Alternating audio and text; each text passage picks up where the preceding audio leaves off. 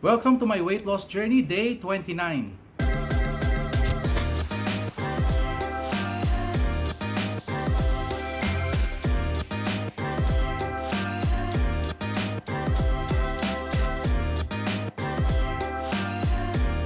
So para sa ating first meal of the day, ano yan, cabbage pancake. Yan lang yung cabbage rice na natira natin kagabi. Tinorta ko lang sa itlog. And cappuccino, Coffee Planet cappuccino. So, let's eat! Start na tayo ng ating daily ride.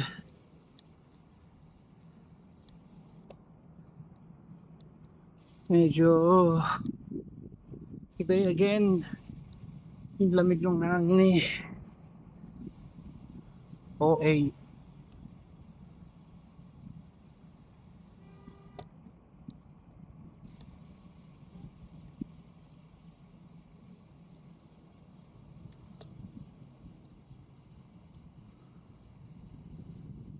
Sana makaraan tayo today.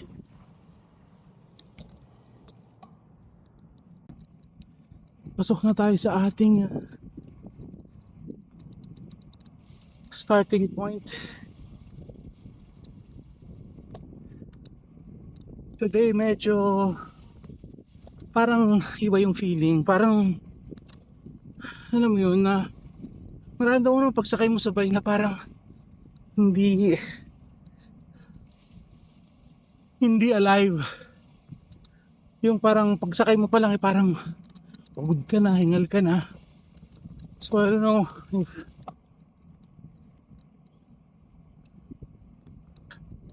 I need another rest day or what. Pero we'll see after the first round kung ano ang mangyayari once na medyo mabuhay na yung mga dugo-dugo natin. Patapos tayo ng ating first round. Pero grabe yun. Isang ikot pa lang. Grabe na yung hingal ko.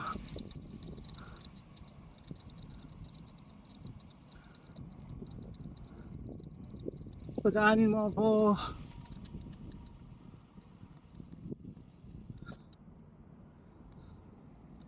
Grabe. Isa pa lang yun. Hingal na tayo. So, pasok na tayo sa ating second round. So, bago natin makalimutan, shoutout ulit natin yung mga subscriber natin. Salamat po sa support nyo.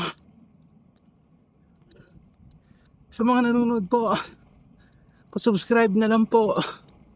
Salamat din po sa mga support nyo.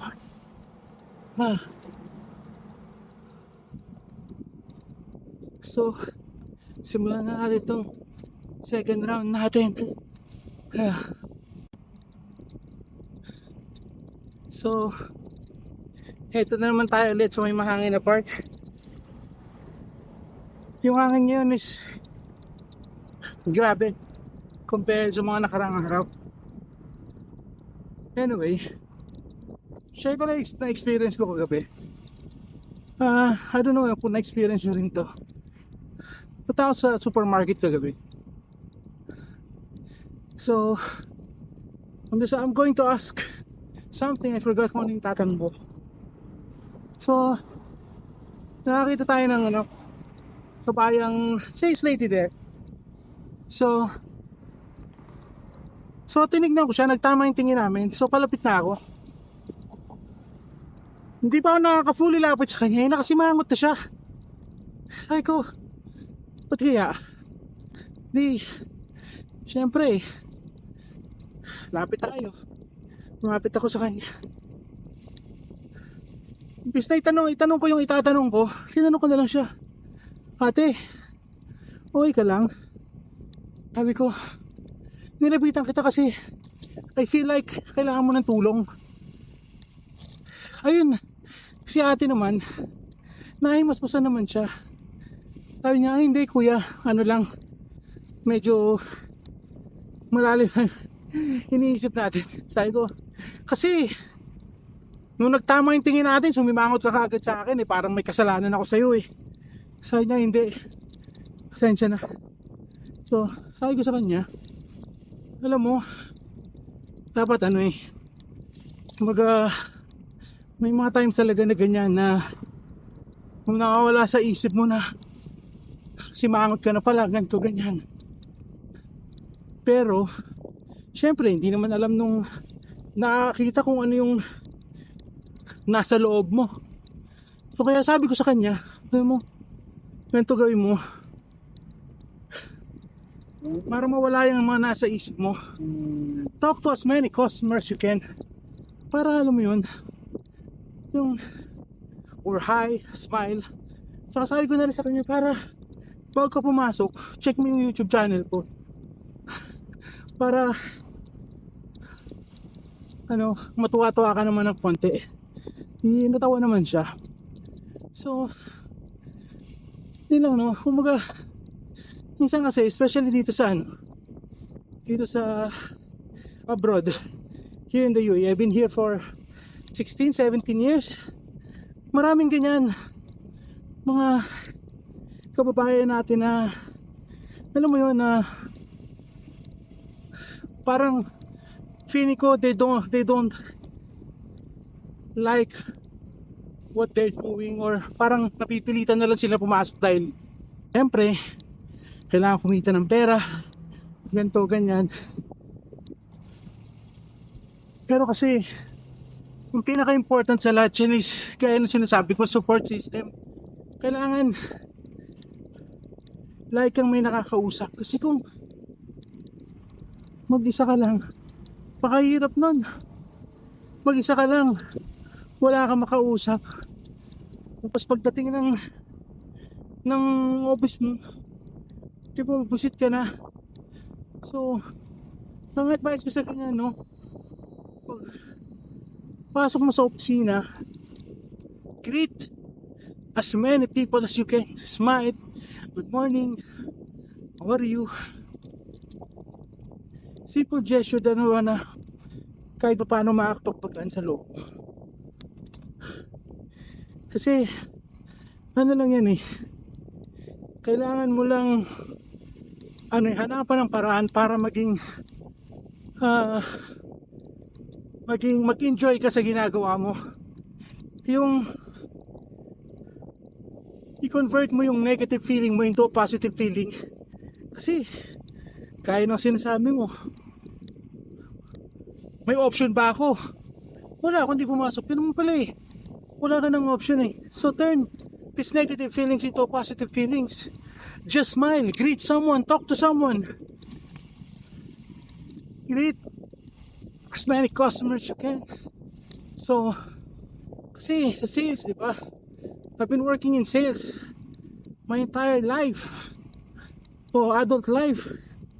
Sa sales, hindi pwede nakasimangot ka, especially sa service industry. Hindi pwedeng nakasimangot ka kasi magre-reflect yan sa'yo. Eh kung nakatapat ka ng customer na masungit na nireklamo ka, di ba? Magiging kumbaga, the situation will become worse. Pero yun nga, sa atin naman mga consumer na, if you see someone like that, greet them with a smile. Huwag nyo nang patulan kasi hindi natin alam kung ano yung tumatakbo sa isipan nila. So, yun lang muna. Medyo napahaba-haba yung kwento natin. Yun ang experience ko. So, yun lang muna. Until tomorrow. So, matatapos na yung ating second round. At least kahit pa paano, nalibang-libang tayo.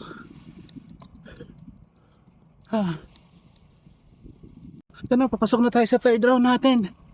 Medyo napasarap yung kwentuhan natin doon. Hindi ko na malayan yun. Nagpasan na natin yung part na favorite ko. So, pasok na tayo sa third round natin. Medyo naging okay naman yung feeling. Hindi na masyadong struggling gaya nung first round. Nag-init na siguro. So, let's see what happened with this third round. Patapos na tayo ng ating pangatlong ikot. So, pangapat na tayo ulit. Ano lang yan, dahan-dahan ko lang yung pangapat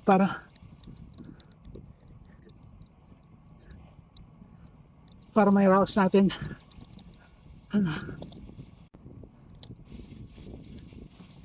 So patapos na tayo sa ating fourth round, pa-exit na tayo. So this ride is much easier than yesterday's ride. Parang kahapon sobrang struggle tayo pagdating sa fourth round. Ngayon, not so much. O kayang-kaya. Yung apat na round na hindi mo pagsisisihan. Kahapon, pinagsisihan ko, sabi ko, sana hindi ako nag-apat na round kasi ang hirap-hirap, pero ngayon hindi.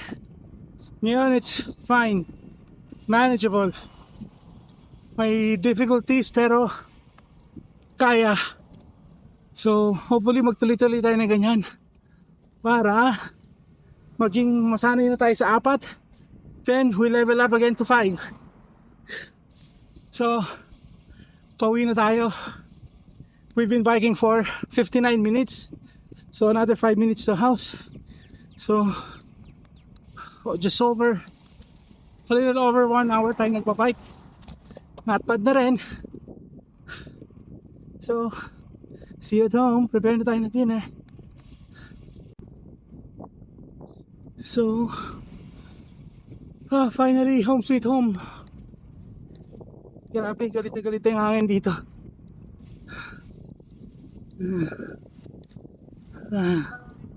Home. Sweet. Home.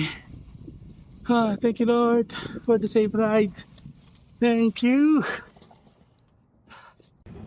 So yan na muna ang dinner natin ngayon. Fried pompano. Fried pompano.